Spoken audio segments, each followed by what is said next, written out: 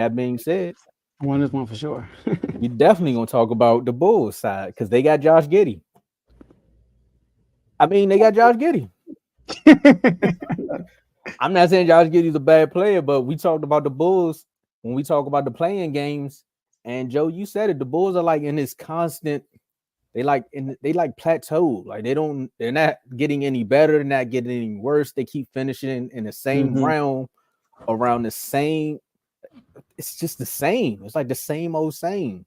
And shout out to Mm-hmm. Bibby, but it's all around the world the same song with the Bulls. It's just like I don't know what Josh Giddey is going to bring to this team.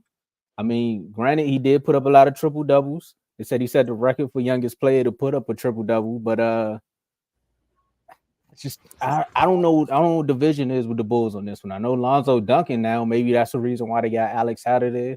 They feel more. They got more belief in Lonzo coming back and making something happen. But as far as this trade right now, I don't see the vision. Like I'm not understanding where the Bulls are going with this one. DeMar DeRozan was just on stage, so we know he happy. He might go to the Clippers. I don't know. Him and Russ, they was doing their thing last night. As Kendrick was just telling everybody they not like us. Joe, how you feeling? So the comment you said about the Bulls, about where they at, right? Plateauing. Like, shout out to Carl. I forgot the guy's name. He came on CTC with the Michigan State episode. Mm-hmm. Got his name, and he's a Bulls fan. And he said that, man, we are in a better situation. The Detroit Pistons are in a better situation than the I Bulls. remember that comment. And I was like, yo, he got a point. And you look at it from hindsight, like, what? The Bulls, they were fighting for the play-in. And the Detroit Pistons were like literally one of the worst teams in the NBA. The Pistons they are already at the floor. All they can do is rise. They got cap space, they got young players, they got potential. The Bulls, their best player, no diss to him. Their best player is DeMar DeRozan. You are not winning the championship when DeMar DeRozan is your best player. Actually, right. And and because DeMar DeRozan is not a three-point shooter in 2024, it's like he gonna have his moments. He gonna play well. DeRozan is super clutch, but can you depend on DeRozan to carry you to a championship? So like they're like at this standstill when every year they're competing for a play-in spot, and then they get in just to get bounced in the first round because they're not good enough, or they don't make it. They win the first playing game and lose the second one. Like that's just every year with them. But Tomo, I like the addition. I like the addition with Giddey. I really do. It is All exactly right. me. Our best player is Zach LaVine, bro. He fits well with this roster.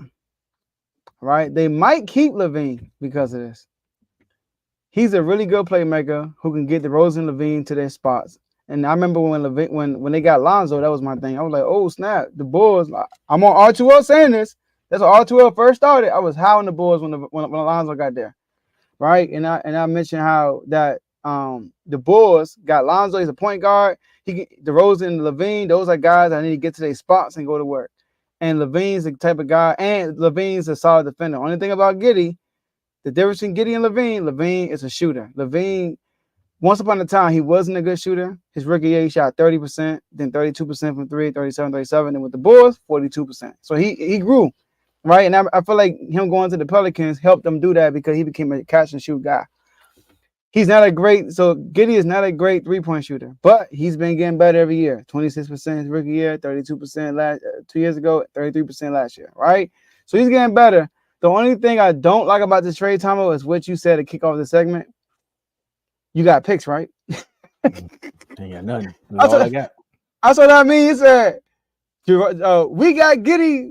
We traded Caruso for Giddey. Oh, congrats. How many picks you get with that? We ain't get no picks. What are you talking about? You ain't get no picks with that? What's wrong with you? Like, are you really just swapped them like that? Like, come on now. If anybody remember, the Bulls did not even want to trade Caruso at the trade deadline. He was like, people wanted to grab. He was getting pulled left and right. And the Bulls like, nah, we keeping Caruso. We need more than that. He's staying with us. So them trading Caruso just for Giddey. It's like, bro, for all that, I should have traded Caruso in the deadline. Exactly. So that's my only thing. They could have literally got Giddey for a pick. They could have traded a pick to get Giddey and kept DeRozan. Like that probably could have worked. I said You said Caruso, right? you said I said DeRozan. Rosen. Oh, my bad. You That'd be trying crazy. you trading players. You just trading everybody. You Joe cleaning house. They could have traded a pick to get Giddey instead of trading Caruso to get Giddey. They literally couldn't do that because Giddey value went super down throughout the playoffs. Man. And my last thing, Tomo, about this, what I like about it, Giddey's usage rate was third on this team. OKC. Third at 22%. Lonzo Ball with DeRozan and Levine, his usage rate was second, right behind DeRozan. DeRozan was at 30% and Lonzo was at 29%. So Giddey being in this situation, his usage rate will be higher because he's a playmaker. He's not an off-the-ball guy. So him being OKC, he was more of an off-ball guy. Where in the Bulls, he will have the ball in his hands more as a playmaker, where his God-gifted ability is. So I like it for both sides. Just the weight on that trade is not good for the Bulls. Yeah, nah. And then now that I went back and looked at their roster too. Kobe White had a great season too, in the midst of all these injuries. So now that's another player with. That's why I'm like, I don't understand the vision because now you got But he's a Giddey. scorer though. I mean that's a Giddey good one holds that. too. I could see it. Giddey holds that situation. I think Lonzo health depends on all of this. If it works out or not. See, their issue is they don't have a playmaker. That's their issue. Without Lonzo, there's no playmakers on that team. DeRozan play a lot of the playmaking. So like now with Giddey, DeRozan can play his true position, like shooting guard. Like so Giddey like 6'7", I think. Big O asks how tall Giddey is. I know you can fact check me real quick, Tomo. I think Giddey like 6'7". He got some height on him. Yeah, 6'8". I mean NBA, he probably is 6'7". He's 6'8". I mean, his bangs is like 6'2", probably. I don't know. You know, his limbs probably short. He look like he got short limbs though, but I don't know. But he's 6'8". We gonna see again. The East is still top heavy to me. So I mean, again, it's all about other moves that need to be made. This ain't like it's the first move. I mean, this ain't like it's the last move that the Bulls are going to make. Hopefully not, because the draft is coming up. A lot of people are going to move. I think also, but that's also why it's like, why you ain't get no picks? Yeah, I don't know.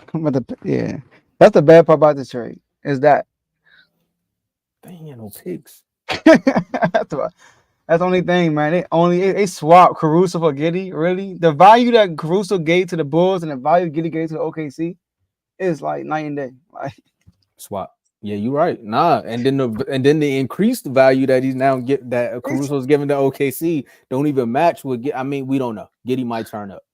And for all we know, if Lonzo come back, Giddey might be coming off the bench. Well, then again, that's why I said that might be good then, because if you got Giddey coming off the bench being your starting, your second point guard, and then you got Kobe who was a scorer, that's a good 1-2 coming off the. Yeah, that is good. But still, though, the trade still like, bro, you traded a bench player for a legit starter, a legit starter and a champion, and a defensive player of the year candidate for real. Like he all defense, man. Hey, all I can say is, back in the day, the Wizards used to do stuff like this. The new front office came in. They got Chris Paul out of here for Jordan Poole, who averaged 12 points in the first half of the season. Then he turned up after that. All I'm saying, look, it ain't me no more. I can believe in my front office a little bit. I don't like the coaching hire. I'm still on the fence with that one, but I like it. I mean, y'all had no other choice. Y'all can always let him go next year, though. He's not on a big contract. We could have got JJ. Nah, bro. Nah. He probably wouldn't even go there next year. Honestly, you're right.